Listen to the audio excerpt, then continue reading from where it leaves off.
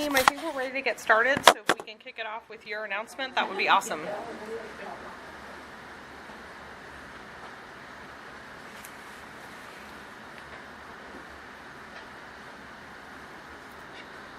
We cannot hear you if you're talking. Where's the cord on here?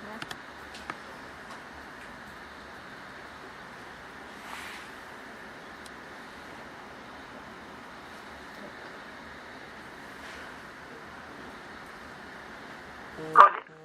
I believe you cannot hear me because I have to have you muted in order to interpret the text and everything you say in Spanish. We can hear you now. Can you hear me? Yes. Yeah, I know, but I'm going to have to mute you. You're not going to be able to listen to me. That's fine. Can you just Spanish is... That's fine. Can you just give the interpretation of the slide, please? That's what I was doing. But I'm going to start again, and I'm going to mute you. Sounds good? Yeah. Okay.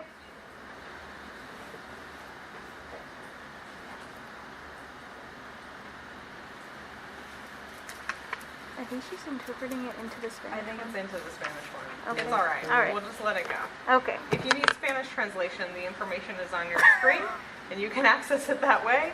Thank you for bearing with us as we navigate the technology. My name's Sarah.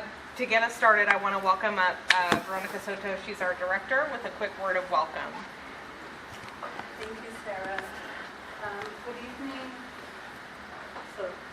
Thank you. Good evening, and thank you for coming to this event tonight and for listening to us. Muy buenas noches y muchas gracias por venir a este evento esta tarde. Si necesitan traducción aquí, yo puedo traducir aquí en el cuarto. But for folks watching virtually, if you need translation, si necesitan traducción, espero que estén en el cuarto WebEx correcto. Thank you very much for being here for what is a very important document for us.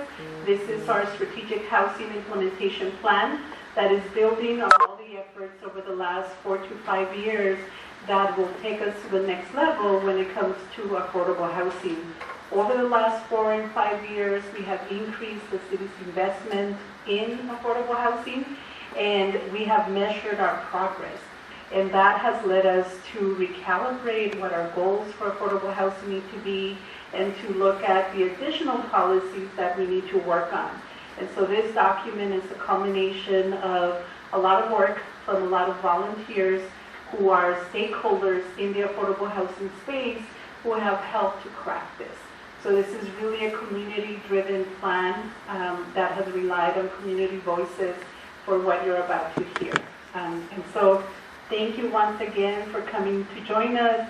We hope you learn a lot, and we hope you share a lot with us as well. Muchas gracias. Thank you, Sarah. Thanks, Meryl. And I want to give a shout out to Mark Carmona, our Chief Housing Officer. Thank you for being here. Mark, do you have anything you want to say? All right, awesome. Well, without further ado, I guess we'll get started. And just so you all know, we do have some folks who are tuned in virtually, and to help them here as we get into discussion, it's best if one person talks at a time, and we'll use the microphone for that. So it feels a little overly formal to use a microphone in this space, but that's why we're doing it. All right, so again, my name is Sarah Walmsley. I'm the Housing Policy Administrator with the city, which means I get the honor and privilege of working with Ian, our Assistant Director, Vero, our Director, and Mark on a daily basis, as well as our team. Allison is here in the room with us, and probably escorting you into the building is Rachel Smith and Crystal Graft out in the cold right now, and Sharon Chan, who's monitoring our Spanish language version of the WebEx. So big shout out to them. If you need technical assistance, you can hit them up in the chat or by waving your hand aggressively if you need them in the room. So here's our agenda for tonight. We'll talk a little bit about kind of what the SHIP is, the need in the community, but we really want to hear from you, as Vero was saying. So we'll leave plenty of time at the end for some kind of open conversation around some guiding questions. So as I'm speaking, I hope you're kind of thinking about your own ideas for the SHIP, and ideally things that you'd like to plug in as we move from plan to action on. But if there were only 4 things that you could take away from tonight, I would like them to be this. And that is, one, that the SHIP is really building on a successful last 3 years of implementation since the city accepted the housing policy framework. We'll talk a little bit more about what that looks like, but we have a really solid foundation and a good track record that we get to move forward from. 2, we get to be a lot more ambitious because of that past success. And when we say we're being more ambitious, we don't just mean we're preserving more units or building more units. We're also being thoughtful about who those units are going for. So we'll talk more about kind of who the SHIP is for as we go. 3 is that there's a lot of wisdom in the community around housing already, and we know that because we have a lot of good plans in addition to the housing policy framework, including the For Everyone Home initiative on anti-displacement, Opportunity at Risk, which is a report that OHP connected to, and even plans that aren't necessarily housing explicit, but are connected, like the Climate Action Plan.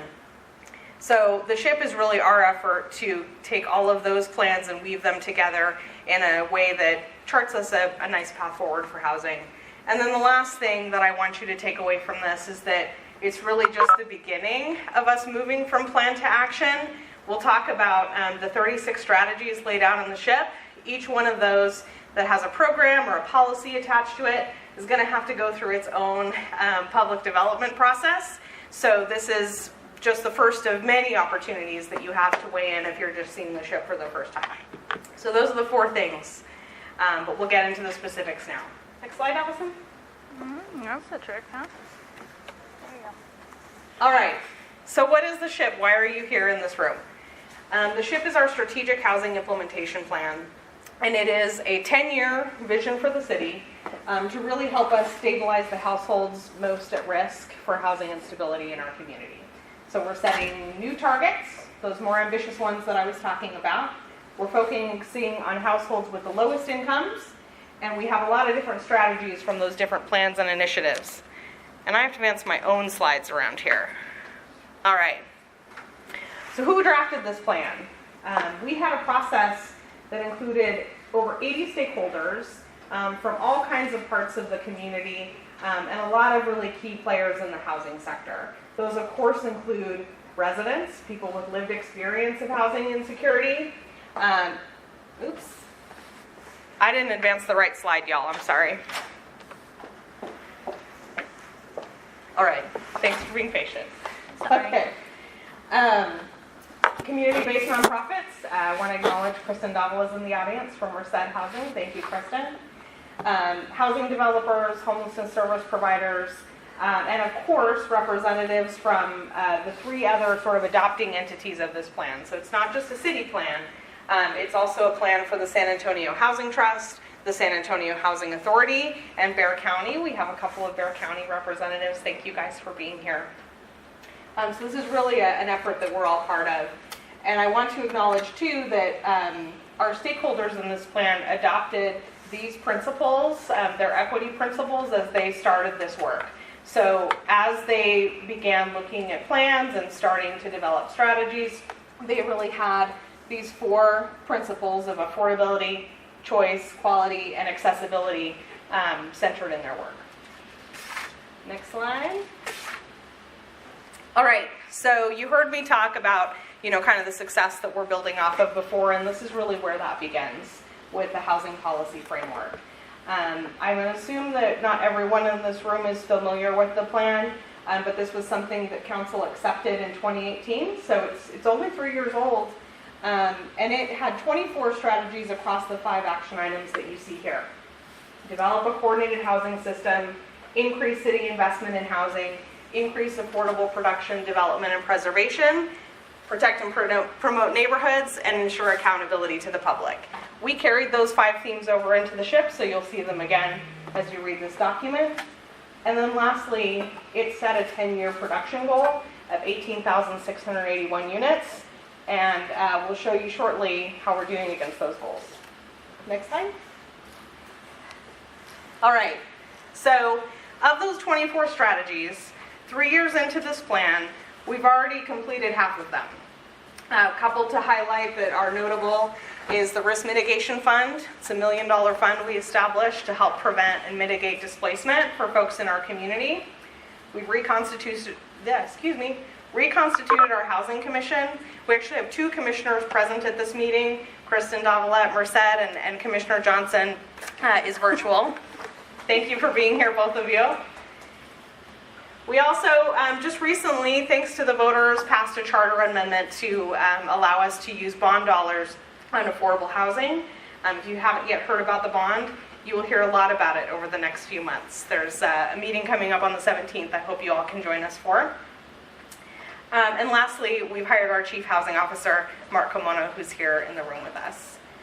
The rest of the strategies are either in progress or going to be beginning with the SHIP. So we're excited about that.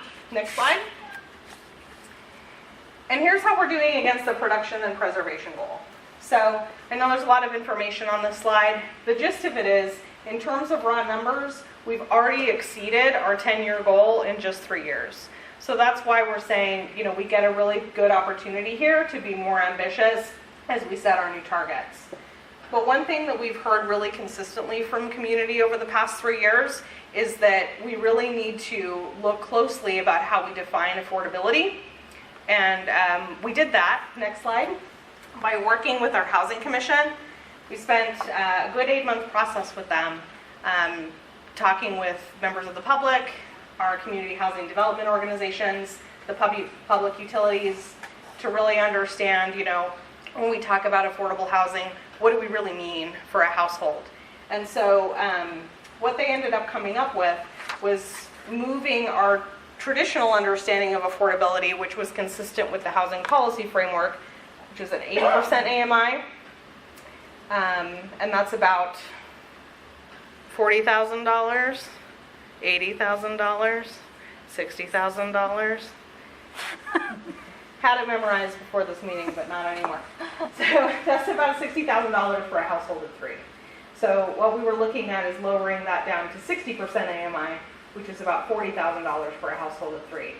So going forward, when we talk about $60,000, think in your head, annual income is about $40,000 for a 3-person household. And we say 3% because that's the average household size in the city of San Antonio. Next slide, please. So once we had our definition, kind of the next step is, how do we best understand community need as it stands in San Antonio?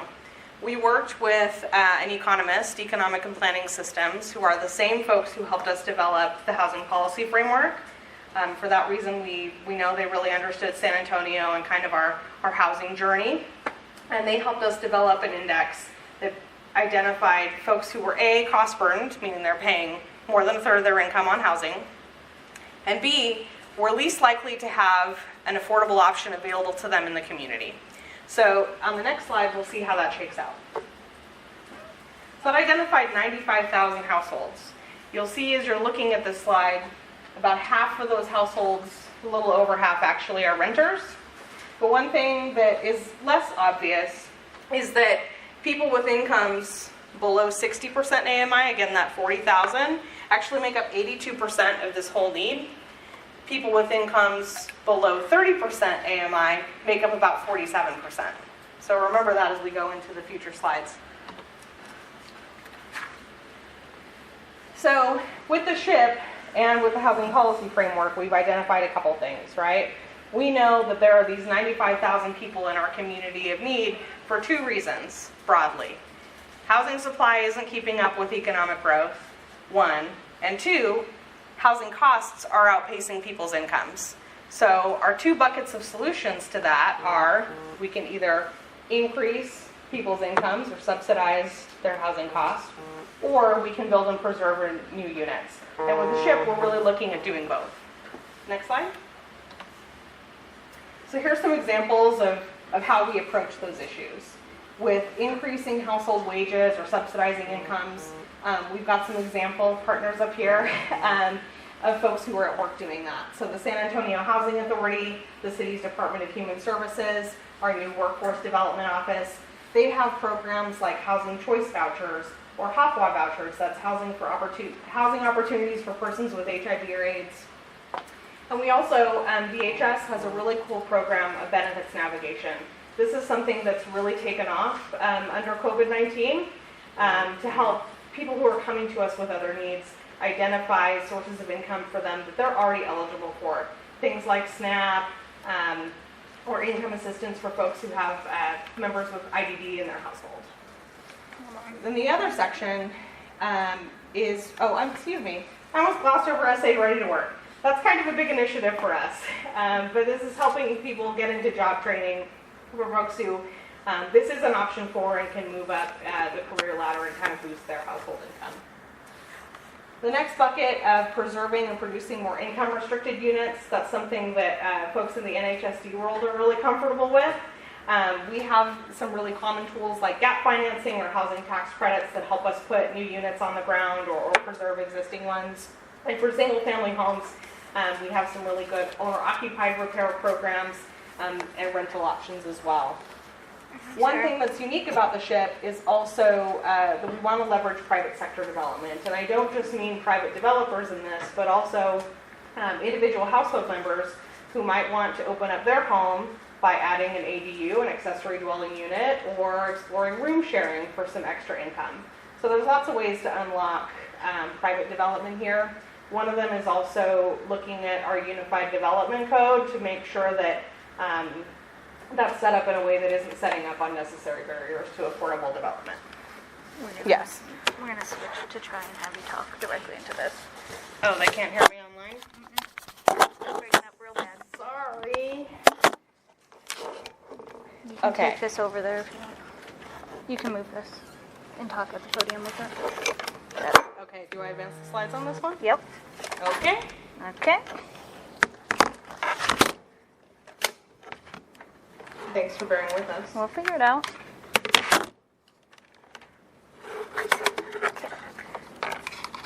Okay, go. Try All right. that.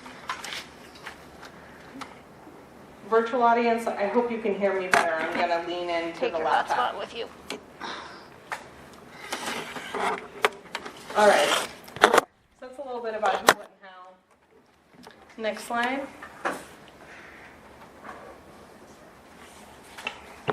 All right, Alice, I'm going to need you to advance slides on this one. I think it's glitching out on me. Thank you. All right.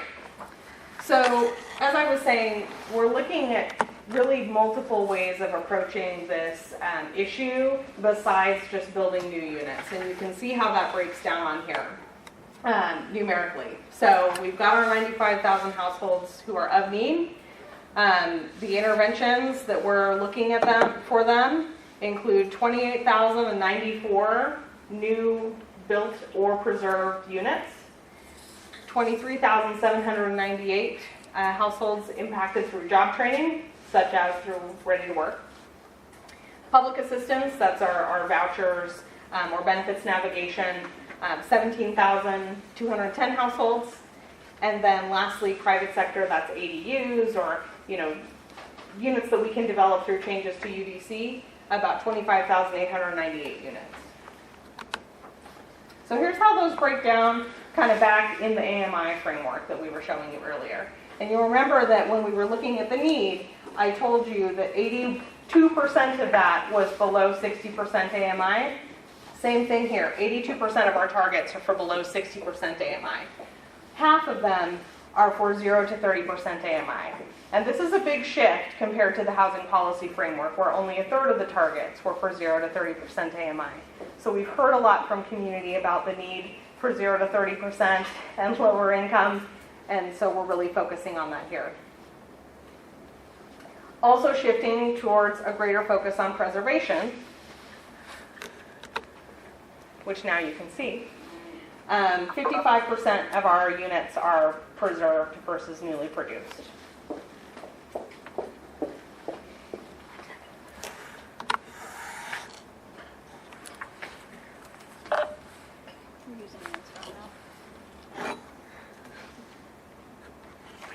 Okay.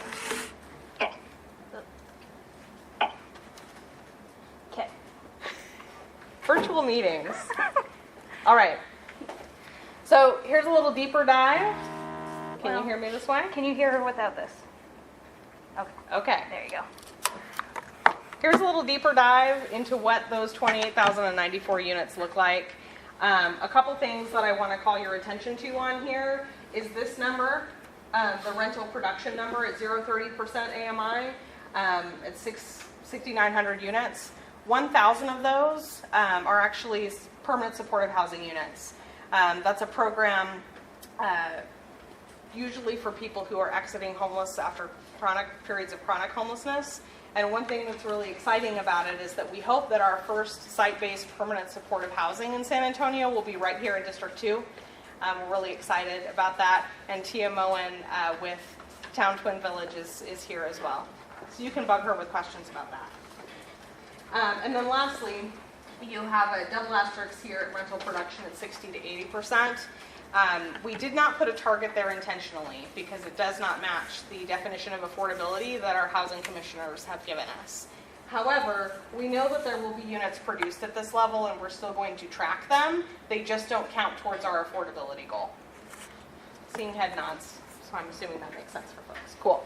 Next slide. All right, so how are we going to pay for all of this, right? Good to have a plan, even better to have a way to pay for it. We worked with EPS to kind of understand, what is the cost for producing and preserving these units at these different AMI levels? What are the resources that we have or are pretty confident we're going to have over the next 10 years? And how does that all work out? So on the next slide, I'll come back to this. Thank you, Allison. You can see the 10-year funding plan. It's $3.37 billion. It's a big number. $1.07 billion of that is all our locally directed funds. You can see $150 million of housing bond up there, which is exciting. That's a housing policy framework recommendation. And a couple of other sources. I'm not going to go into all of them, but I do want you to note that this isn't just city funding here. This is also SAHA's funding, which is focused on rehabbing, especially public housing units, and the Housing Trust's funding rounds. And the rest of it, this big $2.3 billion, is all of our leveraged funds. So that includes things like LIHTC and other federal sources that we have a little less local control over. Next slide. So now we'll talk more about strategies. These are the specific plans that help us get to those 95,000 households over the next 10 years. And this was developed by our stakeholder group of 80-some representatives we talked about earlier. And again, they looked at a lot of plans and initiatives that are housing related, including all of these that you see on your screen. So housing policy framework, of course, is up there. The homeless strategic plan is about a year old, so we had a lot of kind of experience to draw from there. And a few others, including the climate action plan, Bexar County's community health needs assessment, and VIA's Keep SA Moving. So we had a lot of wisdom to draw from these plans that had their own extensive public processes as well. Next slide. Cool.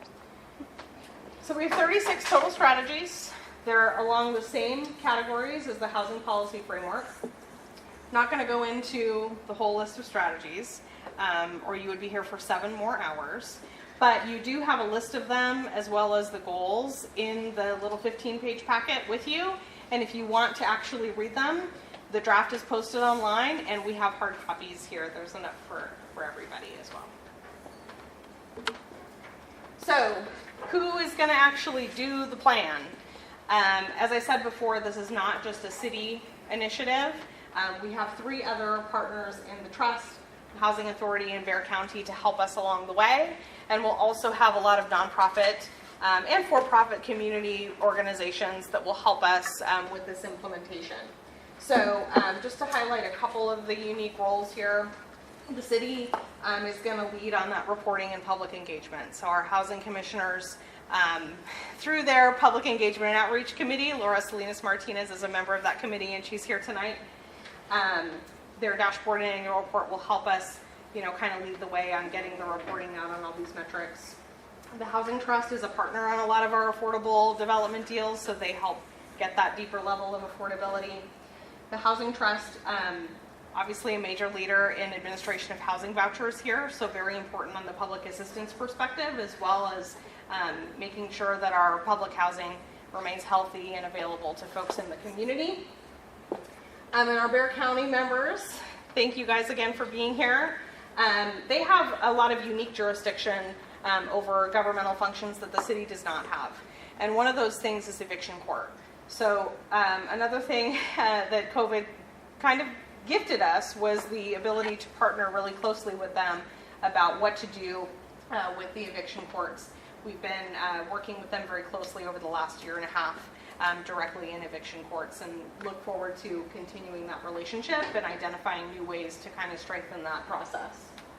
And then lastly, our community partners. You were quick draw McGraw over there. Forgot about them.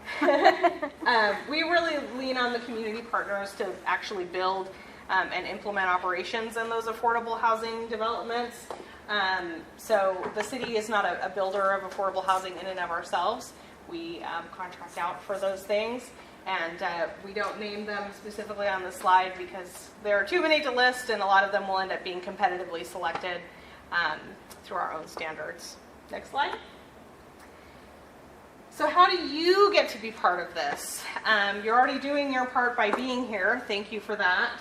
But you can do a couple more things. One, I've mentioned a few times, our draft plan is available online. There's a summary document in English and Spanish as well. We'd love to get your feedback on that document. You can submit it in several ways. Right on the website, there's a little comment collector. You can also email housingpolicy@sanantonio.gov, or each of you got a little paper form that you can write it right here, right now, any thoughts you have.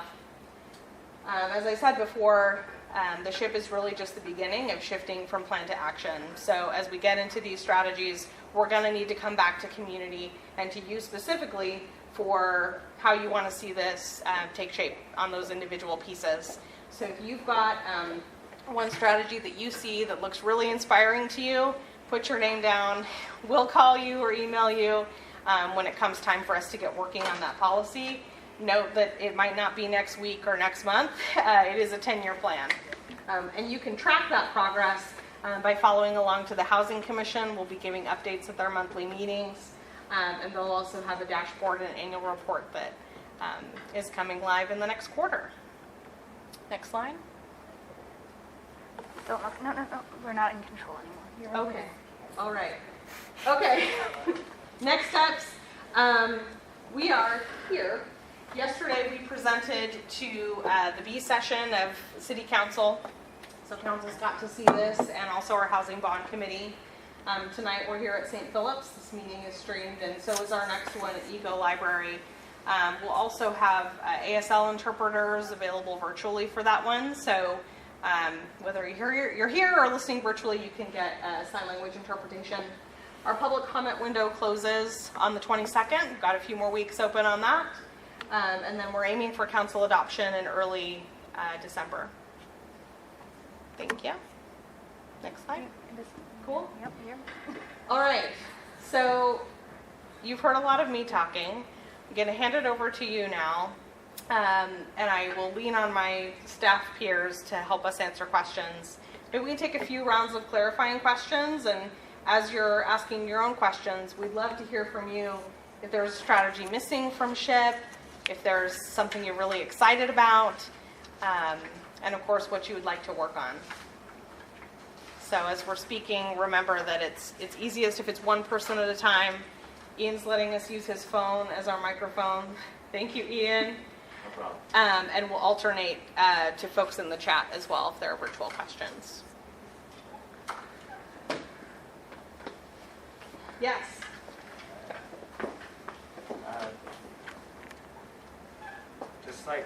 Just for my curiosity, like, who at this meeting doesn't work for like the county or the city or like a developer? I'm just like a private citizen like me. So we got 1, 2, all right. All right, cool. All right, so I would hope to hear from more of you guys that really want to hear your input. I don't know, I have a lot of questions. I attended the bond meeting yesterday, and I thought it was very telling that the first question that was said by our co-chair, Shirley Gonzalez, had to do with fee waivers. she didn't talk about families, she didn't talk about affordability, she talked about fee waivers, which I know it's a part of building this. So I'm interested in why gap funding and fee waivers are so essential in this plan. I guess like my curiosity is, if there wasn't any gap funding available or these fee waivers, would those community partners want to build? Is it like, do I as a citizen have to accept the fact that if the city doesn't provide these gap funding or these fee waivers, that they're not going to build? Yeah, so for a little bit of context for folks who weren't at the bond meeting, thank you. For some context for folks who weren't at the bond meeting, the question that is being referenced is at the early part, Chair Shirley Gonzalez asked if fee waivers were an eligible use for the bond, and the answer is that yes, they are. And one of the reasons it's important to know that question is that fee waivers are a really valuable tool in incenting development, especially smaller developments like ADUs. So, whether developments get done or not, they have a lot of different things that go into those capital stacks. If we go back to the funding plan slide with that circle graph, there you go. You can see that fee waivers are right in this bucket. So it's a small part of a lot of different things, but for a lot of projects it can really make the difference, and it's one of the ways that the city can guide what it wants out of projects. Does that make sense? So like if... Sarah. I'm sorry. It's going to take me a minute to get used to that. It's got a good case. So I guess like the reason I'm focusing on that was, one is that I didn't want to hear that to be the first thing out of the chair's mouth, talking about basically bringing the developers to the table. I thought it would have benefited the community if she talked about families, talking about what they're facing, not about what the developers are thinking. That's one thing. Second, I'm sorry, I am, I guess, a bit of a curmudgeon, a little cynical, but I just, getting here, I read that article about the housing trust.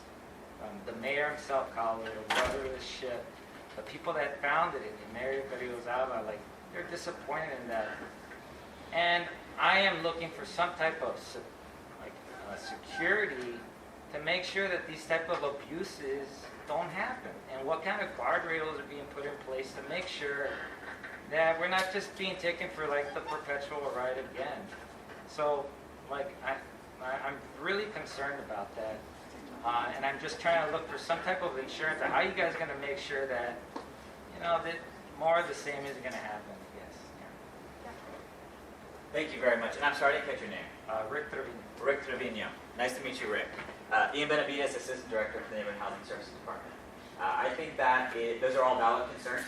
I think your concern specifically about the housing trust is one that not only we shared, but the city shared as a whole, which is why one of the first strategies in the housing policy framework that we went and embarked on was an assessment of the San Antonio Housing Trust.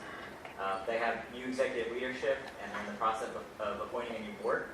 And they're also trying a lot of different models, especially with reaching deeper affordability for units. So I will say, that's definitely one thing that we've taken very seriously, that we've identified and been trying to address. The other thing I'll say is I think people are first, and I think that's what you were trying to get at when you were talking about the comments that were made at the bond meeting yesterday. And I think you're right, people are first. And one of the things that we try to do through this plan, and I won't focus on what happened at the bond meeting too much, but I will say for this plan, that's really the focus of a lot of our strategies. I mean, the funding and the numbers, yes, that's what we're going to build. That's where families will go, but that's not the families that we're trying to help. I think the real thing that we're trying to say with this plan is that we want to help those most vulnerable, those at 50, those at 30% of the area median income, those that need the housing, those that need stability, those that need access to services. And then all of our strategies speak to how we'll do that. Some of those are innovative, some of those will be difficult, but I think we have a lot of really good best practices around the country that we're going to try and use. And then lastly, I'll say that, as Sarah mentioned, this is just the beginning, right? And so each one of these strategies, we're going to pull community back in to be a part of. And then we want one of the key pillars in the framework was ensure accountability of the public. We want all of the work that we do to be publicly available, and we want to hear from you. And that's what the Housing Commission's charge is. So you'll be able to get regular updates on us. How are we doing? What are the families that we're helping? And Kristen's here. Kristen Davila, she's a housing commissioner. And that's something that she stresses a lot, and the whole Housing Commission does. You know, when we wrote this document, we wanted to make sure it was very clear who are we trying to help, who is this document for, and make sure that is something that's a top priority for us. So I will say that. I will say that your concerns are something that we've shared, that I think as a community we've shared, and hopefully we're moving towards addressing. And thank you for being at those meetings. Yeah. Good going.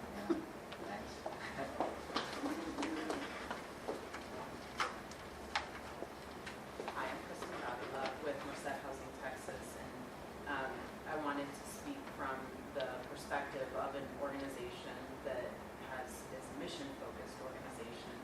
We were founded by 9 different congregations of Catholic sisters in 1995 as a result of a challenge by former Councilwoman Maria Barrios-Aba. And the residents are the focus of our work. However, in order to serve them, it is incredibly difficult to build new units without those additional subsidies. For example, we developed a community for seniors on the city's west side that serves people that are 62 years and older and less than 50% of the area median income. That project was developed through a grant by HUD. So we didn't have to take out a loan there, but we still needed subsidy to make that project happen. And we received subsidy from home funds from the county, and then we also received funding from the city in the form of CDBG funds to make some infrastructure happen there. The other thing that I wanted to speak to related to the Housing Trust is that we have 2 properties that the Housing Trust has made loans for so that they can remain affordable. One is the Kings Court Senior Apartments in District 1. They're behind the Tri-Point YMCA. Although we can serve up to 80% of the area median income residents making that, over half of the residents have incomes less than 30% because the rents are so low. And the reason that we're able to keep rents low is because we have that loan from the Housing Trust that's at a much lower interest rate than what you can get on the market. So just speaking to that, I just wanted to give a couple of real-world examples of who's being served with these funds, and from the perspective of an organization that is a developer, like for-profit developers, but we also have a mission to serve people that are at that lowest income level.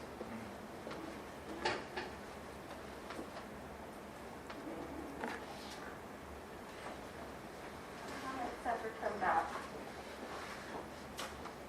Laura Salinas Martinez, resident of District 6, and I work for the National Development Council, and I'm also on the Public Engagement Subcommittee.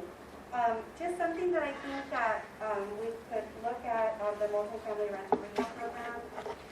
I know the program is really more of a large-scale application, and so maybe designing the program so that smaller developers or landlords could apply, and that it wouldn't be so complicated, and possibly having some kind of like equitable developer academy or something that could train folks to give them just resources on where to go to and how to go through the permitting process so that you can preserve existing housing stock in older neighborhoods.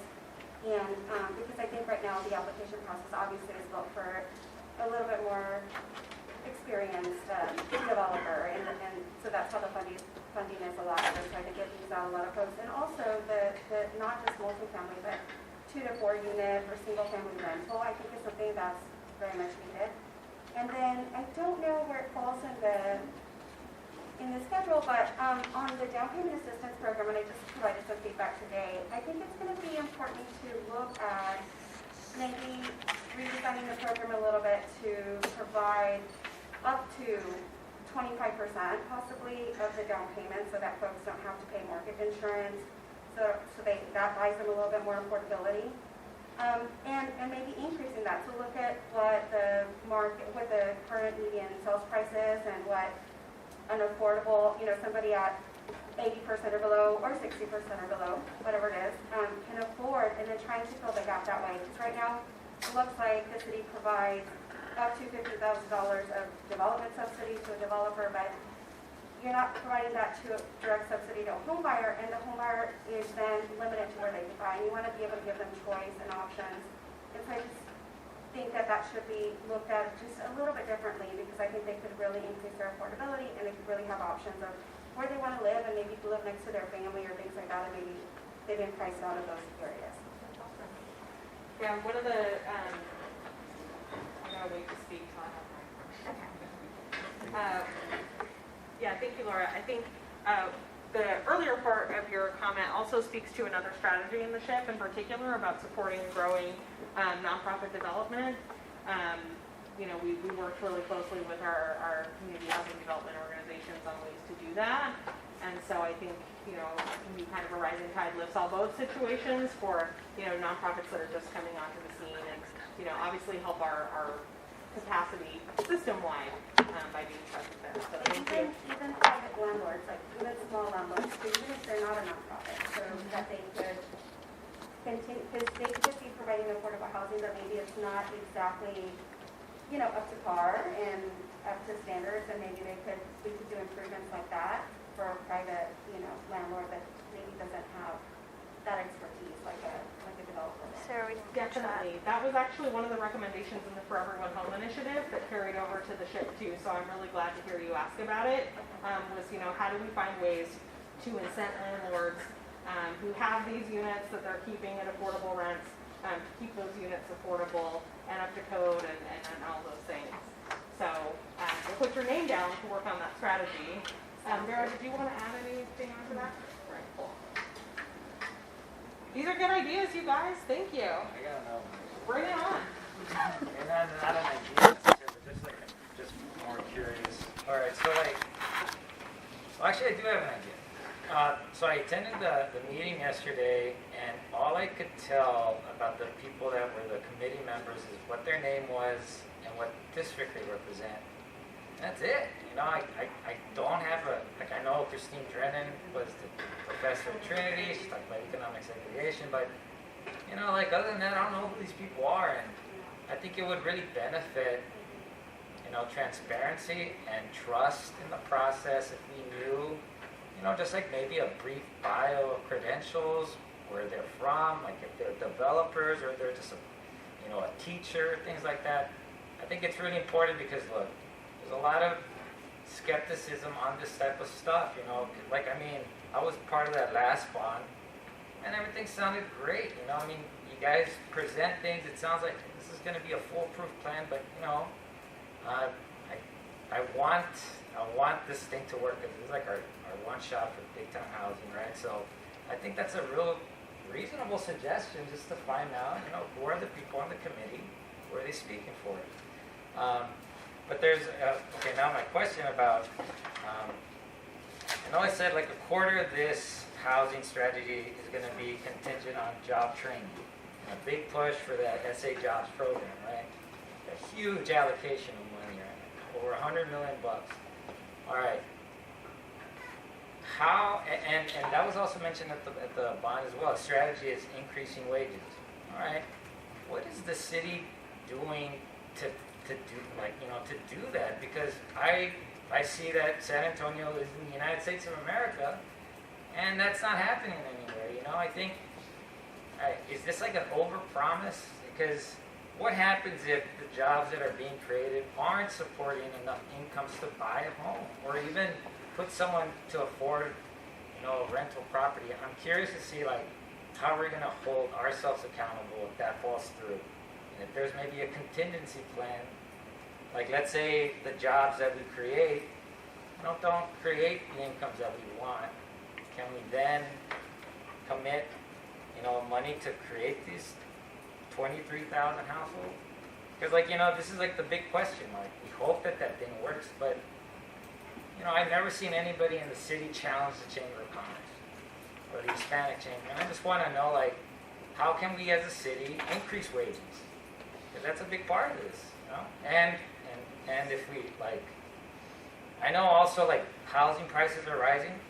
A lot of them are being scooped up by, like, big retirement funds, like BlackRock, like this company from Japan just scooped up a lot of them, too. That's, you know, I think artificially driving up prices. So, like, what is it we doing as a city, like, to protect this? You know, that's one of my questions. So Rick, I don't know if you noticed, but you got a lot of head nods around the room as you were making your comments. You know, I think there's a lot to your question, right? And to be honest, I can't answer all of it. You know, we're hopeful too that these work. But I will say, I will say this. You know, the number that you see there under the jobs training program is a pretty conservative estimate even for SA Ready to Work. And I know that Mark Carmona, our Chief Housing Officer, has been working really closely with the Workforce Development Division on exactly the question you just asked. What are the jobs that we're creating through this program, and what's the nexus to affordable housing? You know, one of the things with affordable housing that makes it challenging is labor shortages for actually doing the development. We always need those, and those are good paying jobs. And we know they're good paying because when they get federal investment or city investment, that comes with certain standards around pay and labor quality.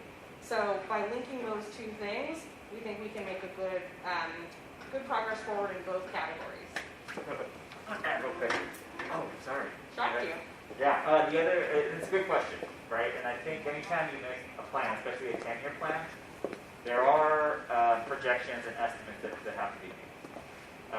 So one of the key things that I really want to stress with this plan is that we're tracking all of this. So we'll be working with SA Ready to Work. They've got their own metrics. They'll feed into a dashboard that we're going to present, not only the Housing Commission, but the Council Committee, so we can see how these things are progressing. And that may mean we need to pivot, right?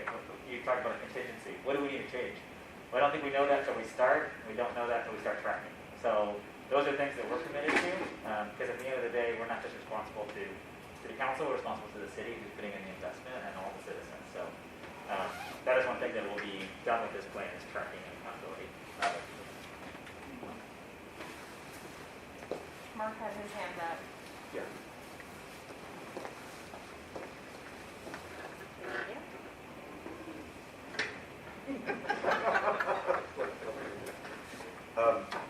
I did meet with SA Ready to Work this week. And so my question was your question. What's the interface look like? How's this actually going to work? And so, I mean, they gave me different categories of things that they're working on. But what I was most particularly interested in was to meet our affordable housing goals, the production and of rehab, we need skilled workforce. And you know, before I came into this position, I was doing rehabs for 5 years. So I know locally how difficult it is to find the workforce. You know, but they're out there. But you know, how do you bring them in? So that is one of the programs for SA Ready to Work. So one of the things that we're going to work on is identifying those people that are coming out of that program and seeing how we can get them directly into this work. Because I think we would really like to hire local people, local incomes, right, in this particular area. So that's one example. There'll be others, but that's one I think that particularly ties in. Because from my perspective, I'm looking for how do all these systems interact together so that we're all pushing in the same direction and not working against each other. That's the thing that I'm really trying to stay focused on. So it's a good question. It's a legitimate concern. I think the other thing I wanted to say was thank you for starting with people, because that is the focus of all of this. And I can tell you with the NHSD staff, that is the focus for that mission of that department. I mean, you look at all of the work they did during COVID, and the work of this team and all the folks involved, it's people focused. And I know that the plans come out and they're very technical and data driven, but everyone's driven by people, and our partners are as well. So, but we need citizens keeping us accountable to that. So thank you.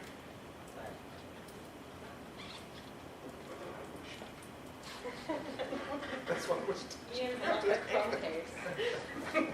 We have a Clorox wipe for you after this, Ian. Here, you're gonna need it. Are there questions from the weather? No, there haven't been any questions that we're seeing yet. Hey, what about that plan that, I'm sorry. You know, I just heard like someone, I think it was someone from D1 mentioned like a plan out of Denver, like Land Bank Plus, right? Yeah, and so I'm curious about that, like how would that like exactly work? And the way I kind of got it is like, would the city essentially like buy a big area of property and like put in covenants to say that, you know, you can't charge X amount of rent, or it's like, you know, like almost like a rent cap or like even a mortgage cap. So I'm kind of curious about that idea, see whether or not it's, I don't know enough, honestly. I'm also curious about those like 900 homes and the 120. Again, you guys are going to get like picked on those things because again, the public's kind of out there asking questions. So like those 900, what's the end game? Is it like to build these houses and then flip them later for a profit, or are these homes going to be owned by the city? Or and then where are they going to be built? Because if housing prices keep going up like the way they are, right? If you guys were to do this, I could see it becoming like a huge cash windfall. I'm just looking for the strategy of those 900, because if it's about making money, well then I don't know if that's our job. Our job is like to, you know, make housing. You know, so yeah, I think there's a lot of like people are looking at this plan sideways because there is a like 1,800 homes committed to. I guess people that are above 80% AMI. Hey, Chuck, so I'm going to start there and then we'll go into Land Banking Plus, which I think is going to become a thing. So you'll notice, thank you, Allison, for going through this slide. We have targets in those categories, those 900 homes you were talking about, because we also have need in those categories. But one of the things that I want you to note is that we're really shifting a lot of our focus to the lower incomes. Those 900 homes, though, are not necessarily for folks right at 120% AMI. You know, when through our down payment assistance programs and our home rehab programs, we do see people who just need that little bit of flexibility in order to stay in their home. And so that's why we want to have the flexibility in this program. Over the 10 years, we're talking about 1,800 homes. It's not a lot, it's a big shift, but it does give us the flexibility to help those people that are right on the cusp where we know there's a need. I'll also say real quick, okay, I thought I was going to shock you. Also say that, when we qualify families for those homes, there is a process by which we make sure that they are income eligible, and then there are covenants that we put on the home when we assist them. So they do have a period of affordability, to your point about flipping the home. When we make these investments, I mean, these are usually individuals who have been in their home, especially if they're home repair, who have been in their home for a very long time. A lot of them are in older neighborhoods. We use an equity metric to really target our investments in the neighborhoods that need them the most. And where we build housing through our partners, not the city, those are usually in the same kind of areas. And these are, without these opportunities, these are individuals that may never experience home ownership. Because we don't partner just the production of the home itself, we partner it with down payment assistance. We partner it with the ability for somebody to be able to go to a nonprofit or go to the city and get first-time education on home buyers, first-time home buyer assistance. So there's a lot of things that go into the families that we help with these programs. It's not just building a home and then passing it off to somebody. So there's protections and there's criteria that we use. Yeah, because and I was surprised to find out like those big. Oh, sorry. Like those big, like the Baldwin, for example, like those albatrosses of like development, right? They're giving, I think, a lot of this bad names, right? Like that they're become, basically sold off to other investors, become securitized, and then they're sold like the big properties. So like, I'm just interested in what happens after 10 years with these properties and where they're going to be built. And I just don't want to see again, this is my personal preference. I'm one guy in a city of 1 million people, right? But I really don't like the idea of making investments and eventually flipping them later for a profit. I don't think that's the goal for this. But you're right. Hey, man, I agree with you. I know people that make 80 to 100%, and they are struggling too. I think there's like this illusion that people in that bracket are doing well.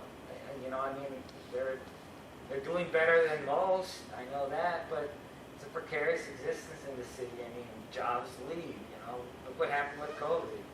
So I feel I'm not being. No, these are great questions. No, I understand that, but yeah, I was kind of there.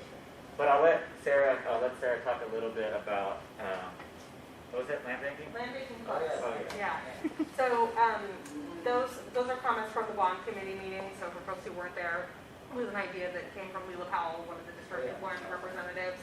And what she was saying is something that's referenced in the SHIP document. So when the city or another institution banks land, the intention is to sit on that land so that later when we develop on it, it's A, cheaper than it would have been had we bought it later, and B, we get to set the terms, exactly what you were saying. So affordability covenants, rent levels, and really anything else you can name in terms of community benefit. You know, we want to make sure that people on this property all have internet access, you know, or access to a food bank. Like, we get to set those terms. So it's important always to bank land early, buy it now, and hold it, you know, for future. So it's one of those kind of longer game investment tools, but it is one that you see, especially along transit corridors and other communities being really successful. So I think that's why she was referencing Denver as an example. Did she mention that? She also talked about sorry everybody. Like she also talked about how like people, like developers, kind of like, you know, are waiting to where like the price, I guess it's the price is primed to make a profit. You know, we don't want to always allow the developers to hold all the cards of when they're building. You know, because they're going to wait it out and build to where they can get. I think that's the point she was trying to make about how like we need to dictate when the building's happening and not put it on them to where they're going to like, you know, take advantage of things. You know, so like I guess like a guardrail in that system. Okay, another thing. In District 5, a lady made a comment about repairs, right? And we could use the money to repair rentals, right? And that's available. But I was surprised to hear from Lord Houston that those funds are eligible to people that own literally thousands of rental units, right? And again, I don't think that's the goal of this. I think the goal is local, right? I don't want to see like some outside, out of state, you know, big rental conglomerate like taking advantage of these funds to fix their houses. Like those big businesses and those big rental units, they have enough access to capital and loans and stuff. They don't need our money. I think that money has to be, like she said, it has to be strict. And I'm hoping, at least for like the repair stuff, that it is centered on people here and not like, you know, I don't want to see this money get taken advantage of because that's kind of how it's been, you know. Awesome, thank you, because I think I actually spoke in that response too. So the question was whether or not we envision bond funds being used for smaller, large landlords. Actually, that was the question, is whether it could be. Yeah. And the answer is yes, they could be, because if we're talking about the people we're trying to serve, then that's the main focus of the bond funds, directing who they want to serve. Now, through scoring criteria, we can say, yes, the focus is small landlords, and we do that right now with the city. We give extra points for small business, local business, women, minority owned. So we do have local preference points that we can use.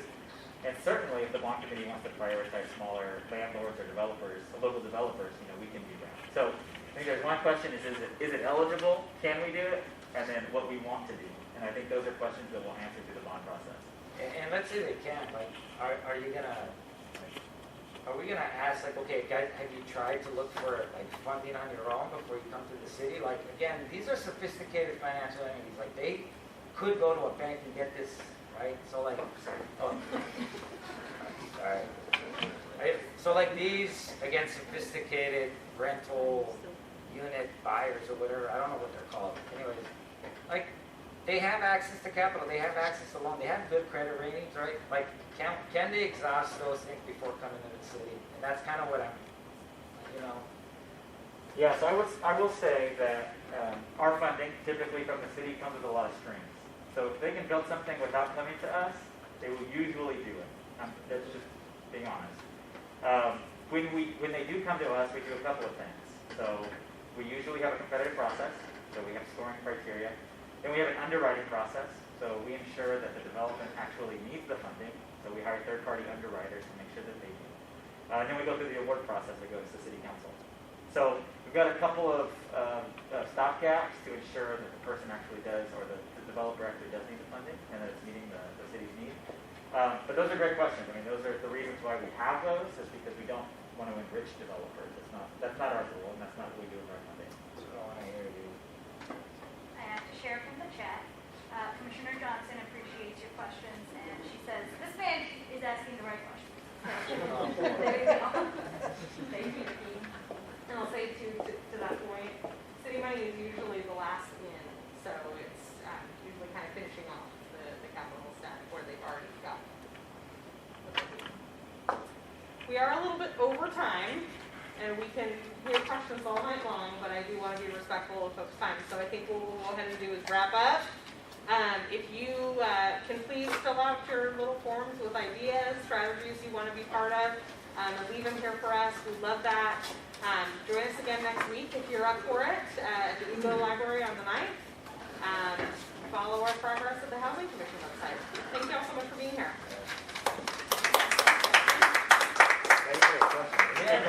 I'll just add, if you didn't sign in, if you want to know more, just please sign in right over here on the table, and please take snacks, whatever with you. They're for you. Good enough. Well, I'm actually lost. Good job, thank you.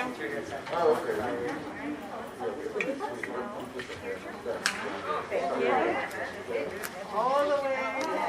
Probably. Don't say that. What are you doing? Oh, yeah.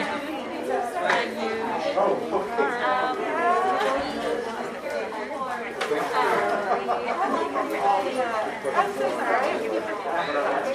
No, you're doing That's right, yep. Yeah. That's all right. How long did you tell me? Can I? Who's up? He asked all your questions, right?